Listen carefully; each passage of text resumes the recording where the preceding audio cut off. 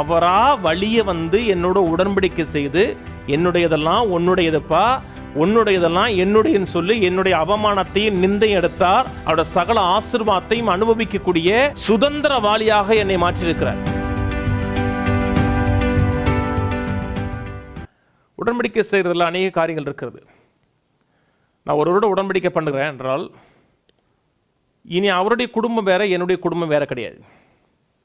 அவரோட உடன்படிக்கை பண்ணுறேன், உடன்படிக்கையின் உறவுக்குள்ளே வருகிறோம் என்றால் அவருடைய குடும்பம் என்னுடைய குடும்பம், அவருடைய சொத்து என்னுடைய சொத்து, அவருக்கு இருக்கிற கடமைகள் அனைத்தும் என்னுடைய கடமைகள், எனக்கு இருக்கிற கடமைகள் முழுத்தும் அவருடைய கடமைகள். அவருடைய குடும்பத்தை என் குடும்பத்தை போல பாதுகாக்கணும், அவருடைய சொத்தை என் சொத்தை போல பாதுகாக்கணும். அவருக்கு கோடிக்கணக்கான சொத்து இருக்கிறால் அவருடைய நாமத்தை பேரை பயன்படுத்தி அவருடைய பணத்தை எடுத்து நான் அனுபவிக்க முடியும். அதான் பவர் ஆஃப் அட்டர்னி. கவனன்ட் கொடுக்கும் பொழுது அவருக்குள்ளது எல்லாம் எனக்குள்ளது. அது மட்டுமல்ல, இப்போ ஒருவரோட உடன்படிக்கை ஏற்பட்டிருக்கிறது என்றால் அவருடைய பின் சந்ததியும் உடன்படிக்கை பண்ண வேண்டிய அவசியம் கிடையாது. ஒருவரோடு எனக்கும் அவருக்கும் உடன்படிக்கை ஏற்படுகிறது என்றால் அவருடைய பின் சந்ததிகள் வந்து கையை வெட்டி ரத்தத்தை பிடிக்க வேண்டிய அவசியம் கிடையாது. உங்கள் அப்பாவுக்கு எங்கள் அப்பாவுக்கு ரத்தத்தின் விளைவாக உடன்படிக்கை ஏற்பட்டிருக்கிறது அங்கீகரித்தார்கள் என்றால் அவர்கள் அந்த கவனன்ட்டில் போயிட்டே இருப்பாங்க.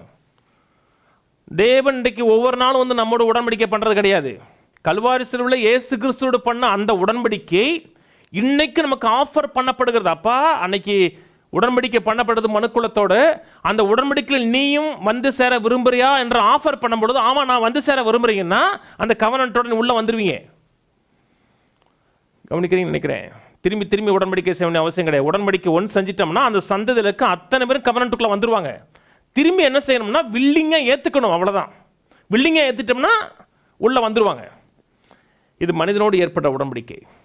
கிறிஸ்துவின் மூலமாக தேவனோட நமக்கு ஒரு உடன்படிக்கை ஏற்படுகிறது. என்னுடைய பதிலாளாகவும் கிறிஸ்து மரிக்கிறார், தேவனுடைய பதிலாளாகவும் கிறிஸ்து மரிக்கிறார். அதை கவனிக்கிறோம்.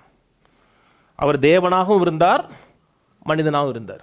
தேவனுடைய பதிலாளு, என்னுடைய பதிலாளு, ரெண்டு பேருக்கும் பதிலாக இருந்து இப்போது என்னுடைய ஜீவனும் பிதாவாகிய தேவனுடைய ஜீவனையும் ஒன்றாக இணைக்கிறார்.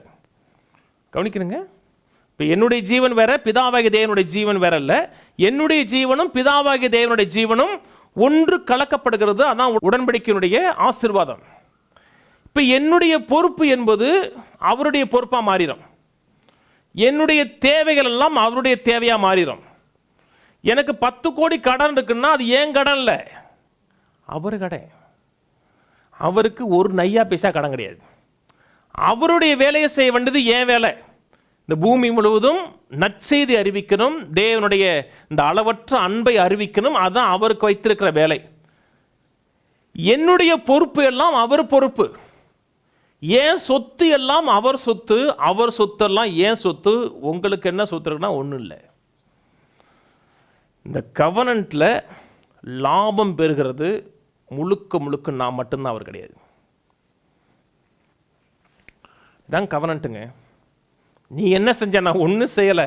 அவரா வழிய வந்து என்னோட உடன்படிக்கை செய்து, என்னுடையதெல்லாம் உன்னுடையதுப்பா, உன்னுடையதெல்லாம் என்னுடையன்னு சொல்லி என்னுடைய அவமானத்தையும் நிந்தையும் எடுத்தார். அவருடைய ஆசீர்வாதத்தையும் அனுகிரகத்தையும் கொடுத்தார். என்னுடைய சாபத்தை எடுத்தார், அவருடைய நீதியை கொடுத்தார். அவருடைய சகல ஆசீர்வாதத்தையும் அனுபவிக்கக்கூடிய சுதந்திரவாளியாக என்னை மாற்றியிருக்கிறார். என்னை 24x7 365 நாளும் பாதுகாக்க வேண்டிய பொறுப்பு அவர் பொறுப்பு. அவரை பாதுகாக்க வேண்டிய பொறுப்பு என் பொறுப்பு கிடையாது. அவரை நான் பாதுகாக்க வேண்டிய அவசியமே கிடையாது. அற்புதமான கவனன்ட்டுங்க. அதனால் வேதம் சொல்லி இஸ்ரவேலை காக்கிற ஒரு உறங்குவதும் இல்லை தூங்குவதும். நான் தூங்கலாம், ஆனால் அவர் தூங்காமல் பாதுகாப்பார்.